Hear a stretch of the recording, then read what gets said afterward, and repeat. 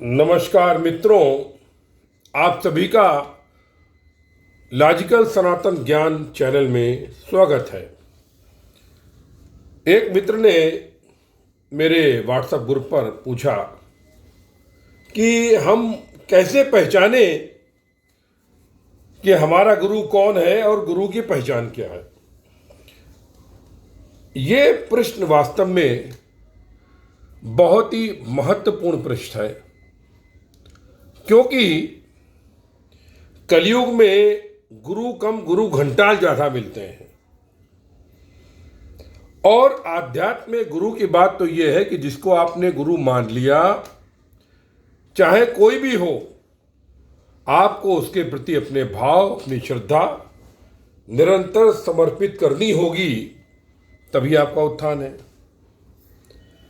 तो इसके लिए आप नेट पर ढूंढें। मैंने भी ढूंढा, कहीं पर संतोषजनक उत्तर नहीं मिला। किसी ने बोला कि गुरु की पहचान नहीं कर सकते, हमारी क्षमता नहीं है। किसी ने कहा कि जो त्यागी हो, दक्षिणा ना मांगे, लोभी ना हो। तमाम बातें उन्होंने बताई, लेकिन जो पहचान हमारे परम गुरु स्वामी शिवोम तीर्थ जी महाराज ने बताई, वो पहचान किसी भी साहित्य में नेट पर नहीं मिलती, लेकिन वो पहचान लॉजिकल है। गुरु महाराज ने कहा कि इसकी वाहिक पहचान भी है, आंतरिक पहचान भी है, और आपको पूरा अधिकार है कि आप अपने गुरु की परीक्षा लें। ये बात बहुतों को हजम नहीं होगी, जो दुकान खोले हुए कि आप गुरु की पहचान बता रहे हैं, बड़े ज्ञानी हैं।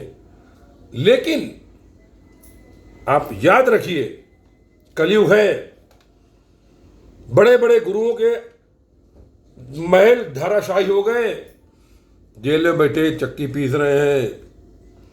ऐसे में आप क्या करेंगे? चलिए मैं आपको बताता हूं, प्रयास करता हूं, और इस संदर्भ में आप मेरा चैनल सब्सक्राइब करें, लाइक करें और कमेंट करें, मुझसे प्रश्न पूछें, प्रयास करें कि मैं निरुत्तर हो जाऊं, तब आनंद आएगा। मैं आपको बताता हूं गुरु की पहचान क्या है। गुरु की पहली पहचान वाहिक पहचान यह है कि गुरु किसी जोकर की तरीके से ना दिखता हो। मतलब ये माला, वो माला, ये अंगूठी, वो अंगूठी, जैसे कि दिखाते हैं सिनेमा में या फिर सीरियल में, वैसा ना हो। सादे कपड़े हो, टीका त्रिपुंड नहीं लगा, कोई फर्क नहीं पड़ता, माला इत्यादि नहीं पहना, कोई फर्क नहीं पड़ता है। एकदम देखने में सादा हो, जिसके चेहरे पर दीनता हो, मलिनता ना हो। शिव जी अपने पैर में कड़ा पहनते हैं, कड़ा दासत्व का प्रतीक है। यानी जो अपने को ब्रह्म का दास समझता हो, जगत का दास समझता हो, केवल सेवा भाव ही जिसके मन में रहता हो, वो एक वाहिक पहचान है। दूसरी बात, जो आदमी खुद अंगूठियां पहने हैं, नग पहने हैं, माला पहने हैं, यानी जो खुद बंधन में है, ग्रहों के बंधन में भी है, वो आपको क्या मुक्त कराएगा? जो खुद बंधन में है, जेब बेड़ियों में है, वो आपको मुक्त नहीं करा सकता। तीसरी पहचान, उसके अंदर समत्व की भावना हो। ये नहीं कि आपने 1 लाख चढ़ा दिए तो आपको नारियल और मिठाई मिल रही है, किसी ने खाली प्रणाम किया तो उसको प्रसाद भी नहीं दे रहे, ढंग से बात भी नहीं कर रहे। ये भी नहीं होना चाहिए, क्योंकि ये गलत है, ये व्यवहार नहीं होता है। समत्व की भावना के मतलब सभी बराबर, ना कोई शत्रु ना कोई मित्र, सभी को बराबर सम्मान, और सर्वस्व ब्रह्म सर्वत्र ब्रह्म, यानी सब में जब ब्रह्म है तो हर व्यक्ति सम्मान के योग है। इसके अतिरिक्त जो कम बोलता हो, जिसके चेहरे पर हमेशा आनंद का भाव रहता हो, जो कम खाता हो, खाने का भी लालची ना हो, धन का भी लालची ना हो, ये तो वाहिक हो गया।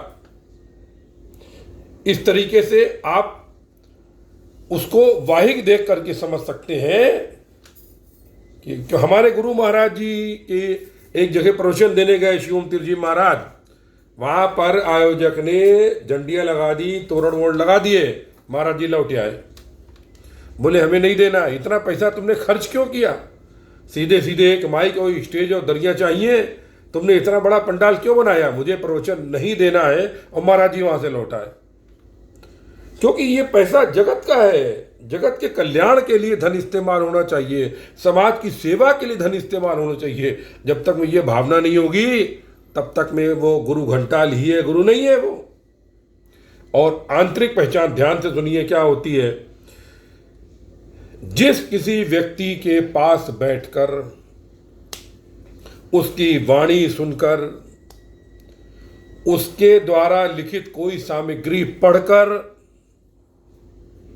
यदि आपको क्रिया होने लगे, क्रिया का तात्पर्य सर घूमने लगे, नींद आने लगे, शरीर में अचानक उचकनापन, उग्रता आने लगे, या मुंह से कोई आवाज निकलना लगे, मतलब कोई एक जो सामान्य जीवन आप जी रहे हैं उससे अलग हटकर ध्यान लगने लगे, निद्रा आने लगे, तब आप समझिए कि वो व्यक्ति समर्थशाली है और वो व्यक्ति आपका गुरु बनने लायक है।